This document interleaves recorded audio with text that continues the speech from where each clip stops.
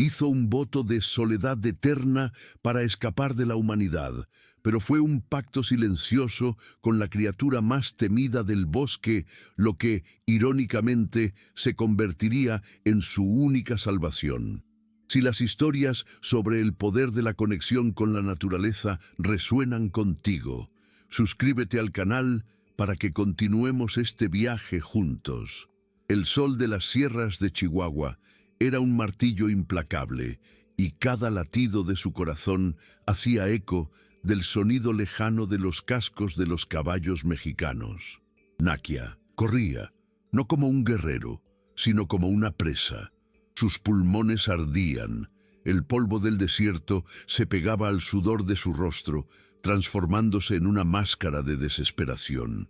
Las rocas puntiagudas rasgaban sus sandalias de cuero, pero el dolor en sus pies era insignificante comparado con el pánico que lo consumía. Detrás de él, el capitán Morales y sus hombres estrechaban el cerco, un lazo de muerte que se apretaba a cada segundo. Entonces la vio, una grieta estrecha entre dos paredes de cañón, un pasaje sombrío que prometía un escondite, una oportunidad. La esperanza, frágil como una flor del desierto, brotó en su pecho y usó sus últimas fuerzas para alcanzar la entrada de aquel santuario de piedra. Al llegar a la boca del pasaje, se detuvo en seco. El alivio se transformó en hielo en sus venas. Bloqueando el camino, había una figura que personificaba el poder salvaje de aquellas tierras. Una osa parda, más grande que cualquiera que hubiera visto, se alzó lentamente sobre sus patas y traseras. Su pelaje estaba enmarañado y opaco, y sus flancos delgados revelaban un hambre desesperada. Detrás de ella, dos cachorros pequeños y asustados se encogían, con sus ojos negros fijos en Nakia. Un gruñido bajo y gutural vibró en el aire, una advertencia inequívoca. Nakia estaba atrapado. Detrás de él, los rifles y la crueldad de los hombres. Frente a él, la furia primitiva de una madre hambrienta protegiendo a sus crías. El pasaje que debía ser su salvación se había convertido en la más mortal de las trampas, forzando una elección que definiría no solo su supervivencia, sino su propia alma. Las voces de los hombres resonaron en la entrada del cañón, ásperas y cercanas. El tiempo se había agotado. En una fracción de segundo, el pánico de Nakia dio paso a una claridad helada. No vio una bestia, sino la misma hambre desesperada que sentía en su propio estómago, la misma voluntad feroz de proteger algo que amaba. Con un movimiento lento, casi reverente, Nakia llevó la mano a su pequeña bolsa de cuero.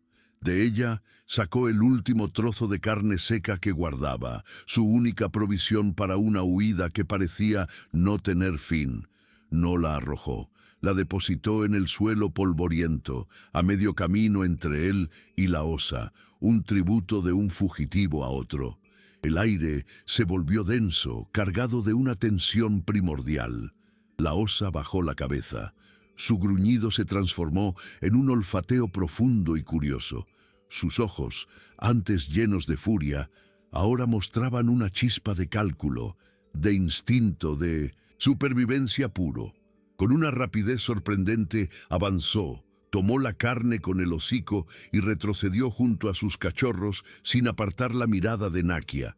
Fue en ese preciso instante que la silueta del capitán Morales se proyectó contra la luz en la entrada de la grieta. Una sonrisa cruel se formó en su rostro al ver la escena.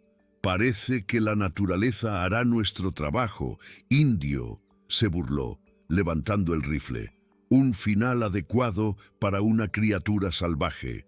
Pero antes de que el dedo del capitán pudiera jalar el gatillo, un rugido que pareció sacudir los cimientos mismos de la montaña explotó desde la garganta de la osa.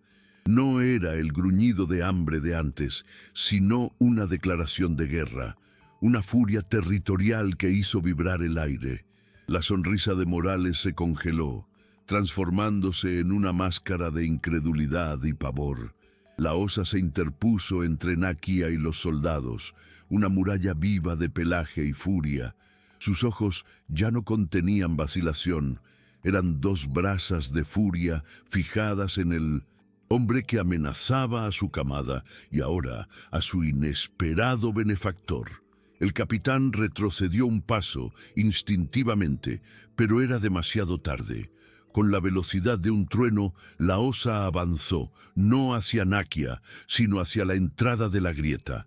El primer disparo del rifle de Morales resonó por el cañón, pero el tiro fue errado. La bala se hizo añicos inofensivamente contra la pared de roca.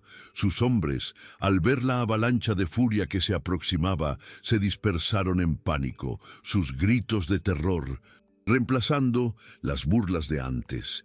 Nakia permaneció inmóvil, apoyado en la piedra fría, presenciando la escena con una mezcla de asombro y reverencia. La cacería había terminado, pero de una forma que jamás podría haber imaginado. La naturaleza había elegido un bando. El caos se disipó tan rápidamente como comenzó. Los gritos de los hombres fueron tragados por la inmensidad del desierto, dejando atrás solo el eco de la furia de la osa y el olor acre de pólvora y miedo. La gran hembra no los persiguió lejos. Su tarea estaba cumplida. Regresó a la grieta, su cuerpo macizo moviéndose con una gracia cansada, y se detuvo a pocos metros de Nakia. El silencio que se instaló entre ellos era más profundo que cualquier palabra. Ella lo miró, y en aquellos ojos oscuros ya no vio la amenaza, sino una inteligencia antigua y una aceptación tácita. Con un bufido bajo, se dio la vuelta y condujo a sus cachorros hacia las profundidades del pasaje, desapareciendo en la oscuridad. El camino estaba libre. Nakia permaneció allí por un largo momento, el corazón todavía martillando contra sus costillas, no de miedo, sino de una emoción abrumadora que no podía nombrar. Estaba libre, pero la libertad se sentía diferente ahora. No era solo la ausencia de sus perseguidores, era el peso de una deuda impagable, un pacto sellado no con palabras, sino con un trozo de carne y un rugido que reescribió su destino. Sabía que no podía volver al mundo de los hombres, un mundo de traición y crueldad, pero también sabía que ya no podía ser solo un fugitivo. Con una última mirada a la oscuridad que había engullido a su salvadora, Nakia salió de la grieta y caminó no hacia el sur en dirección a la civilización, sino hacia el norte, más profundo en el corazón indomable de las montañas. Este momento en que la huida se transforma en un viaje es el verdadero comienzo de todo. Si tú también sentiste la fuerza de esta decisión, deja un comentario contándonos qué crees que le espera a Nakia en el corazón de las montañas. Los días se convirtieron en semanas. El viaje hacia el norte llevó a Nakia a un terreno cada vez más salvaje e implacable. Cambió el desierto abrasador por bosques de pinos que se aferraban a laderas empinadas y valles donde el sol apenas penetraba. El hambre era una compañera constante, pero aprendió a aplacarla con raíces, bayas y la caza ocasional de pequeños animales. Aprendió el lenguaje del viento en los árboles, a leer las huellas en la tierra blanda y a predecir el clima por el color del cielo. El hombre que huía desesperado estaba muriendo y en su lugar nacía una criatura de la montaña con los sentidos agudizados y la piel curtida por el sol y el frío. En noches frías, sentado junto a una pequeña y discreta fogata, la imagen de la osa y sus cachorros regresaba a su mente. Ya no era solo un recuerdo, sino un espíritu guardián, un símbolo de esa nueva vida. Comenzó a dejar ofrendas en lugares sagrados. Una pluma de águila encontrada en el suelo, una piedra en forma peculiar, parte de su casa. No eran plegarias a un dios lejano, sino un diálogo continuo con la propia tierra que lo había acogido. Se estaba tejiendo a sí mismo en el tapiz de aquel lugar, y a cambio, la soledad que antes buscaba como un escudo, ahora lo abrazaba como un manto cálido, llena no por la ausencia de personas, sino por la presencia de todo lo demás. Fue durante el apogeo del verano, mientras seguía el curso de un río que cortaba un valle escondido, que la vio de nuevo. La osa estaba en el agua poco profunda, su cuerpo macizo, una mancha oscura contra el brillo de las piedras del lecho. Con un zarpazo de increíble fuerza y precisión, lanzaba salmones plateados a la orilla, donde los dos cachorros, ahora visiblemente más grandes y robustos, los devoraban con una avidez juguetona. Nakia no se escondió. Permaneció en la orilla opuesta, un espectador silencioso. La osa lo sintió antes de verlo. Levantó la cabeza, gotas de agua brillando en su hocico. Sus miradas se encontraron a través de la corriente y no hubo gruñido, solo una larga y profunda mirada de reconocimiento antes de que ella volviera su atención a su tarea. La vida que él había ayudado a salvar, a su vez, había florecido. Aquel encuentro marcó el inicio de una nueva fase. La presencia de la osa, a quien en su corazón llamaba Onagua, que significaba despierta, se convirtió en una constante en su vida. No era una compañía, sino una vecindad sagrada. Sus territorios se superponían y desarrollaron un ritmo, una danza silenciosa de respeto mutuo. Nakia aprendía observándola, qué vallas eran seguras, cómo el olor de la lluvia se acumulaba en los valles, dónde encontrar refugio antes de una tormenta de nieve. Ella era su maestra, su barómetro, la personificación de la sabiduría de la montaña. Y él, a cambio, se convirtió en un guardián silencioso de su territorio, asegurándose de que ningún rastro de su antiguo mundo viniera a perturbar la paz de la reina de aquella sierra. El primer invierno descendió de las montañas como un lobo blanco, silencioso y hambriento. La nieve cubrió la tierra con un manto de silencio y prueba. Fue en ese silencio que Nakia percibió la primera disonancia. Un olor extraño en el aire, metálico y aceitoso, que no pertenecía al aliento helado del bosque. Días después, encontró el origen, una trampa de hierro, cruel y dentada, escondida bajo una fina capa de nieve y hojas, con un trozo de carne rancia como sebo. La paz de su santuario había sido violada. El mundo de los hombres, con su codicia y su trampa de acero, lo había encontrado. Una furia fría, algo que no sentía desde los días de su persecución, se apoderó de Nakia. Desarmó la trampa con cuidado y la escondió. Pero al día siguiente, encontró otra y otra más después. Era un rastro de cicatrices de hierro dejadas por un cazador invisible, un espectro que se movía por las sombras de su mundo. Peor aún, el rastro se acercaba peligrosamente al área que él sabía que era el corazón del territorio de Onagua, donde ella y sus cachorros, ahora casi adolescentes, se habían refugiado para el invierno.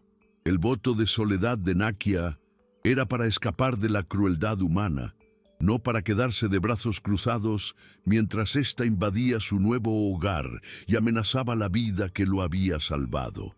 La soledad era un refugio, pero la lealtad era un llamado a la acción. Comenzó a cazar al cazador. La cacería era un juego de sombras y silencio. Nakia, ahora más espíritu que hombre, por el bosque cubierto de nieve, sin dejar más que un susurro a su paso. No seguía las huellas del cazador, sino que las anticipaba, usando su conocimiento del terreno y de los hábitos de los animales para predecir dónde sería colocada la siguiente trampa de acero. Durante 2 días, observó desde lejos un fantasma invisible en los árboles. Vio a un hombre rudo y solitario, cuyo rostro era una máscara de indiferencia hacia la belleza que lo rodeaba.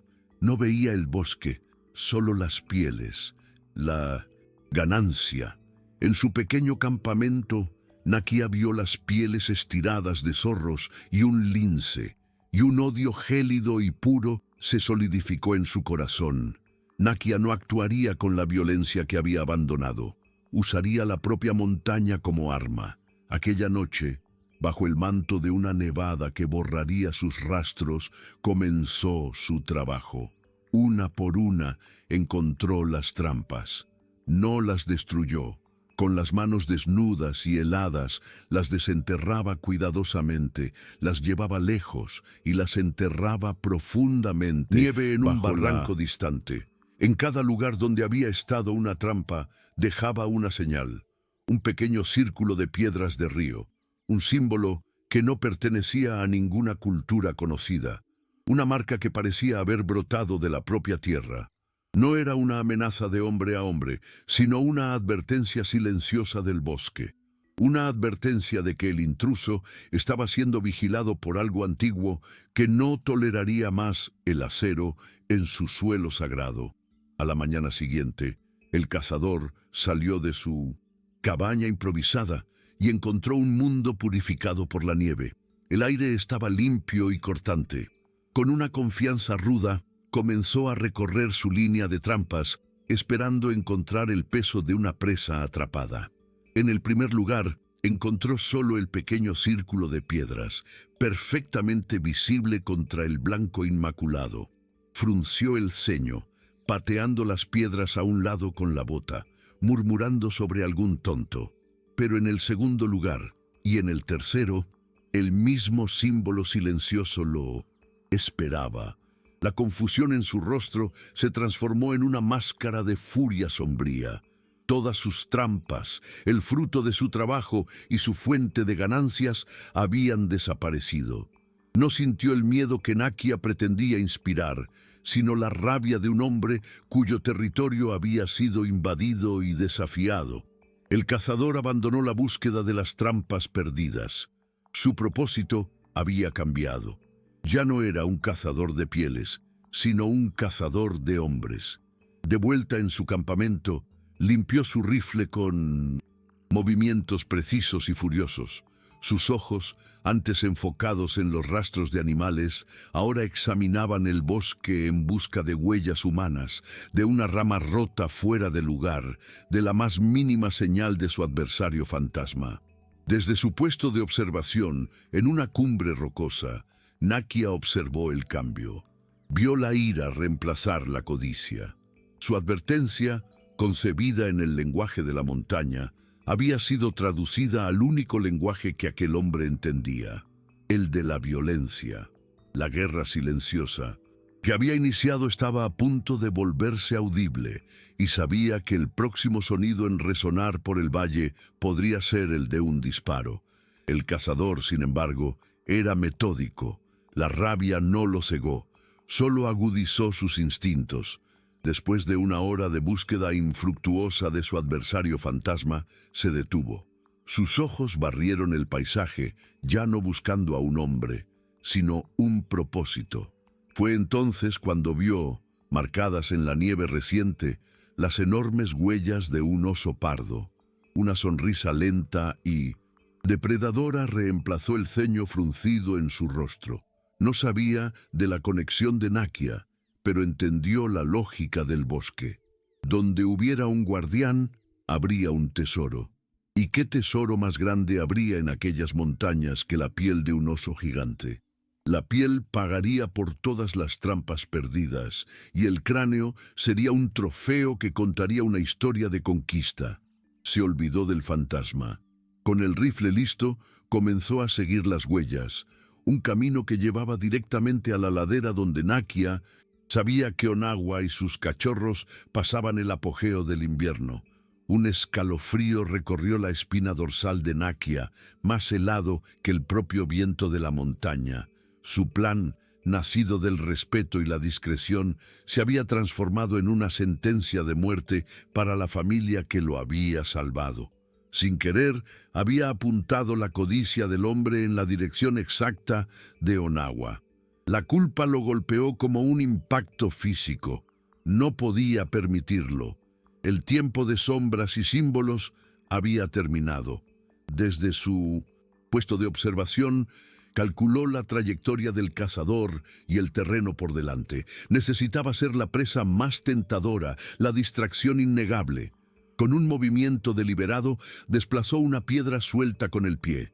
La roca rodó por la ladera, crujiendo contra otras y creando un pequeño pero inconfundible deslizamiento.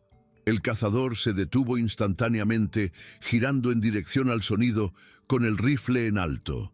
Por un breve segundo, Nakia permitió que su silueta se destacara contra el cielo, gris, antes de sumergirse de nuevo en la cobertura de los árboles. El cebo había sido lanzado, la cacería había sido redirigida. La imagen del gran oso se evaporó de la mente del cazador, reemplazada por una furia roja y personal. El fantasma tenía un rostro. La humillación de que le robaran sus trampas, el desafío silencioso de los círculos de piedra, todo se unió en un único punto de enfoque. Con un gruñido que era mitad promesa, mitad maldición, abandonó las huellas de Onagua y se lanzó en la persecución, sus pasos pesados y decididos hundiéndose en la nieve, siguiendo el rastro claro que su adversario había dejado deliberadamente atrás. La caza del trofeo se había convertido en una cuestión de honor y venganza. Nakia no corría en pánico, sino con un propósito que guiaba cada paso. Él era la corriente y el cazador era el barco que arrastraba hacia aguas peligrosas.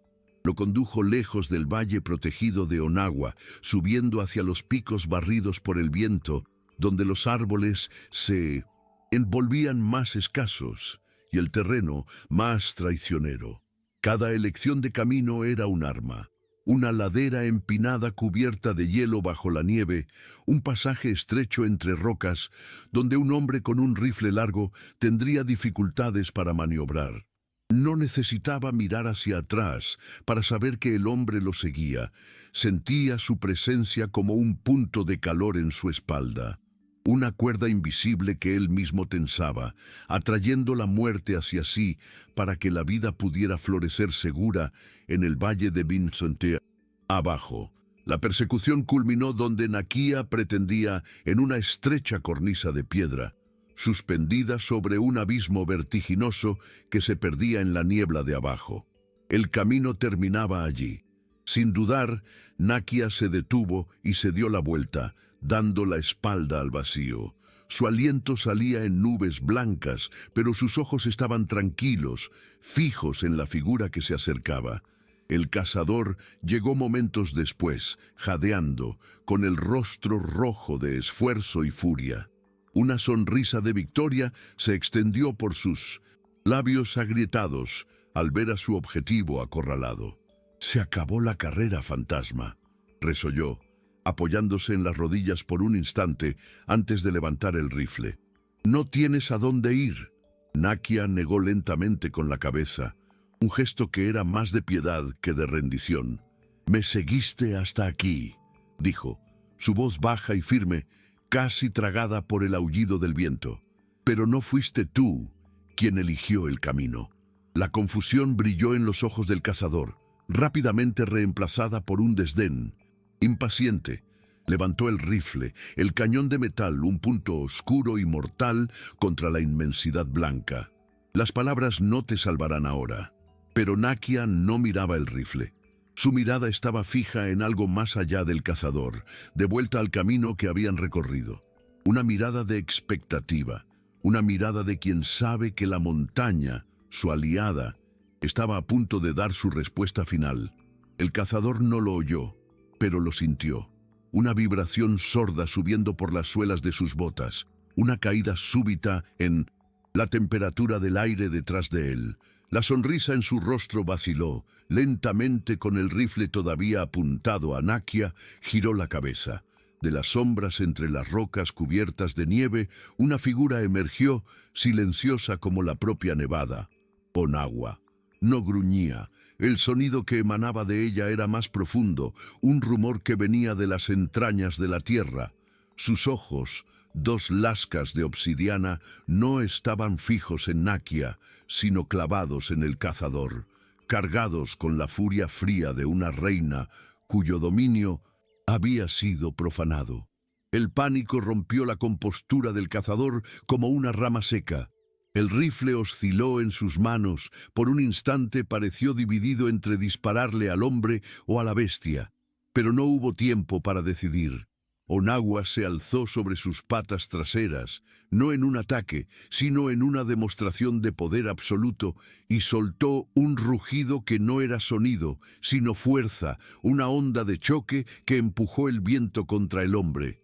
Instintivamente, el cazador dio un paso hacia atrás, lejos de aquella visión de furia, un paso ciego, sobre el borde inestable de la cornisa. Sus brazos se agitaron en el aire, el rifle cayendo al abismo. Un único grito agudo fue arrancado de él antes de que la niebla lo engullera, dejando atrás solo el eco del rugido y un silencio profundo y limpio.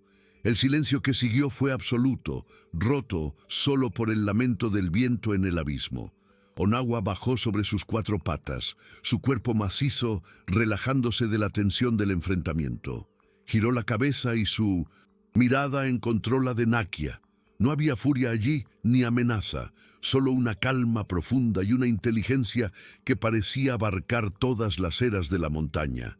Era la mirada de un igual, de un aliado. Con un bufido bajo que disipó la última partícula de miedo en el aire, se dio la vuelta y, con la misma gracia silenciosa con la que había aparecido, desapareció de nuevo en el camino entre las rocas, regresando con sus cachorros y su reino. No necesitaba quedarse. La montaña había hablado y el asunto estaba zanjado. Nakia permaneció en la cornisa por un tiempo incontable. El vacío frente a él ya no parecía una amenaza, sino un testimonio. La deuda estaba pagada, en ambos sentidos. Él había ofrecido comida, ella le había ofrecido la vida. Él la protegió del acero, ella lo protegió de la pólvora. El círculo estaba completo. El voto de soledad que había hecho para escapar del mundo de los hombres se había transformado en un vínculo sagrado con el espíritu de aquel lugar. Ya no era un fugitivo, escondiéndose. Era un guardián, parte de ese ecosistema de garras, viento y piedra. Mirando hacia el valle de abajo, donde sabía que la vida continuaba en paz, Nakia entendió su propósito. Ya no estaba solo. Estaba en casa. Cuando Nakia finalmente bajó de la cornisa, el aire parecía más limpio, el silencio más profundo. No volvió a su refugio, sino que siguió un propósito recién descubierto. Encontró el campamento abandonado del cazador, una herida purulenta en el paisaje inmaculado. Con una calma ceremonial, deshizo cada vestigio de aquella invasión. Enterró el metal que no podía quemar, dispersó las cenizas de la fogata fría y, con el mayor de los respetos, tomó las pieles de los animales muertos y las llevó a un lugar alto, ofreciéndolas de vuelta al viento y al sol. No fue un acto de limpieza, sino de curación, la primera de sus muchas tareas como guardián. La nieve se derritió, dando paso al verde vibrante de la primavera, y la vida de Nakia encontró un nuevo ritmo, pautado no por la huida, sino por la observación. Sus días estaban dedicados a recorrer su vasto territorio, aprendiendo los caminos de las manadas, los lugares de anidación de las águilas, la más mínima señal de desequilibrio. Los encuentros con Onagua y sus cachorros, ahora osos jóvenes, fuertes y curiosos, se convirtieron en parte del paisaje. Ya no había deuda entre ellos, solo una alianza silenciosa, una soberanía compartida. Él era los ojos y los oídos de la montaña, y ella, su corazón palpitante, indomable. Había buscado la soledad para esconderse del mundo, pero en su lugar encontró un mundo entero para proteger. Los años pasaron como las estaciones, cada uno dejando su marca en la faz de las rocas y en el corazón de Nakia. Los cachorros de Onagua, que había visto como crías temblorosas, eran ahora 2 jóvenes osos imponentes que llevaban la fuerza de su madre y la ferocidad de las montañas en sus poderosos cuerpos. Nakia observó desde lejos, con un orgullo silencioso, el momento en que se separaron de ella. No hubo una despedida tierna, sino un empujón final, un gruñido de mando, y finalmente la partida solitaria de cada uno en direcciones opuestas para reclamar sus propios territorios. Onagua los observó partir hasta que se convirtieron en meros puntos en el paisaje, y luego, con la dignidad de una reina cuyo deber había sido cumplido, se retiró a las profundidades de su propio reino. Un ciclo se había completado. Fue en el silencio que siguió, un silencio más profundo por la ausencia de los jóvenes osos, que Nakia sintió la primera disonancia. No era un olor ni una huella, sino una vibración en el aire, un zumbido bajo y persistente que venía del valle al este, demasiado débil para ser oído, pero lo suficientemente fuerte como para ser sentido en los huesos. Era un sonido mecánico, el latido de un corazón de hierro. Subiendo a la cumbre más alta, usó la mano para protegerse los ojos del sol y miró. Allá lejos, donde el bosque debería ser una mancha verde, ininterrumpida, había una cicatriz amarilla, una herida abierta en la tierra de donde subía una fina columna de humo. Eran hombres de nuevo, pero no un cazador solitario. Era algo más grande, más hambriento. La frontera de su santuario estaba siendo, una vez más, asediada. Durante días, Nakia observó desde lejos un fantasma en las cordilleras, mientras el monstruo de metal y humo devoraba el bosque. Vio árboles centenarios que habían sido testigos de generaciones de osos y águilas caer con un grito de madera rasgada. Vio hombres moviéndose como hormigas indiferentes, sus voces ahogadas por el rugido de las máquinas. El olor a pino y tierra húmeda fue reemplazado por un hedor a diésel y escape que le raspaba los pulmones. Aquel sonido, el zumbido persistente, era el ronroneo de una bestia insaciable, y Nakia sintió una impotencia que era más fría y pesada que cualquier invierno. ¿Cómo se lucha contra una avalancha de acero? ¿Cómo puede un solo hombre detener el hambre de un mundo que había dejado atrás? La impotencia, sin embargo, dio paso a una claridad helada cuando trazó el camino de la destrucción. Los hombres no eran aleatorios. Seguían las líneas de un mapa invisible para él, pero terriblemente lógico.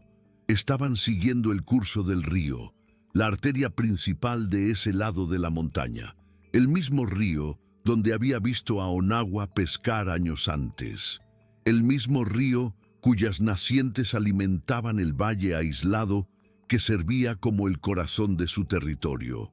No solo estaban cortando árboles, estaban cortando la línea vital de la montaña.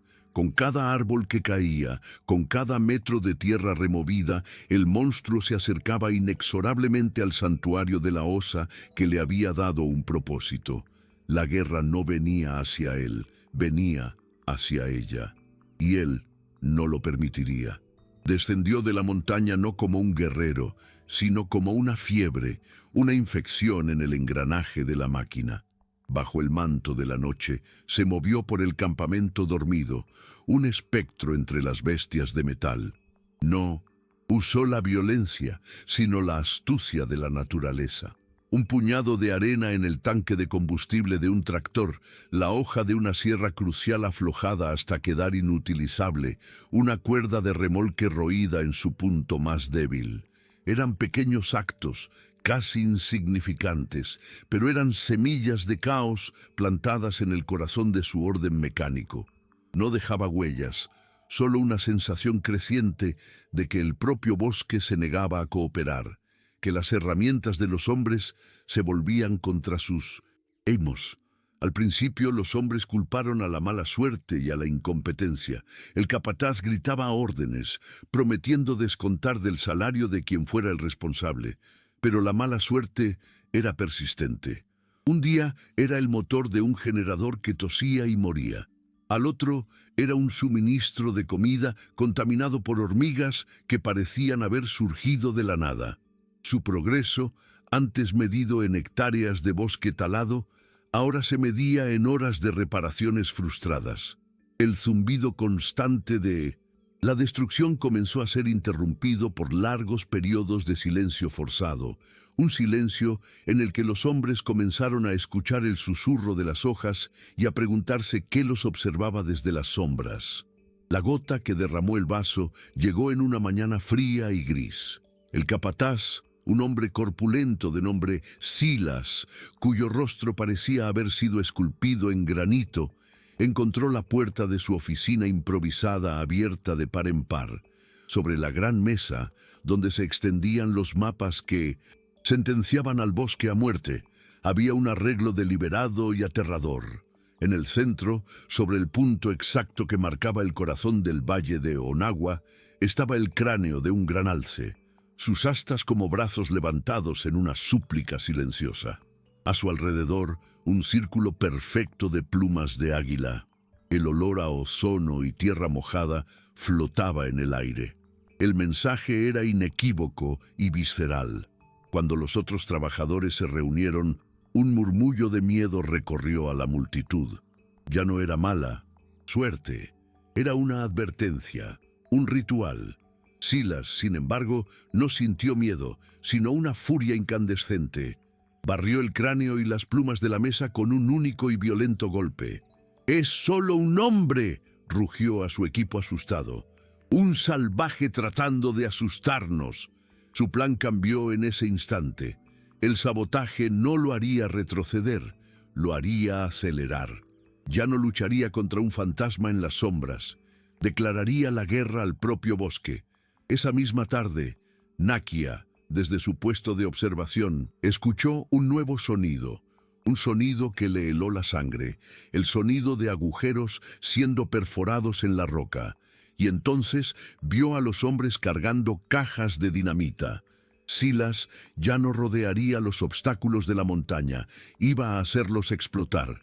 El camino de la destrucción estaba a punto de convertirse en una avalancha y apuntaba directamente a la garganta del valle que protegía a Onagua. El sonido de los taladros era una profanación, una tortura física que reverberaba en cada roca y árbol.